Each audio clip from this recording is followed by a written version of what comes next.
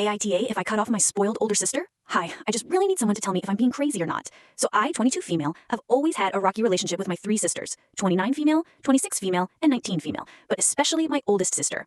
To give you the short and sweet, her whole life was handed to her on a silver platter. She got the best education, best university experience, and the best postgraduate life you could possibly ask for. I'm talking private schools and expensive tuition along with a hefty allowance, while I had to stay back at home, public schools, paid for my own education, etc.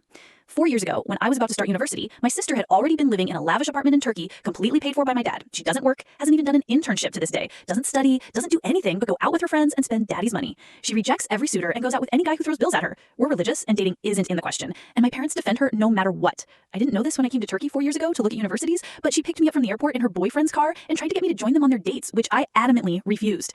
She got me in trouble with my parents for this by leaving out the boyfriend part and pretending like I don't want to spend time with her. When I told my parents what was really going on, I got punished and sent back to our country of residence, where I studied and worked to pay for my own tuition.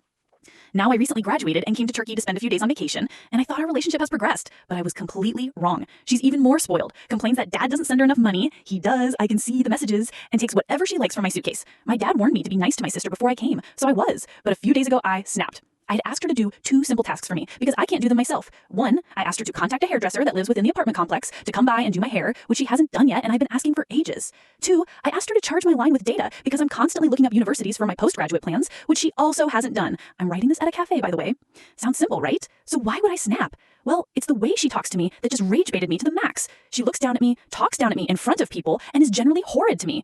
I genuinely thought she would have grown up by now, but it doesn't seem like that's the case. And what bothers me the most is that she does these things in front of my parents, but they act clueless when I talk about it later with them and always defend her, which just drives me nuts.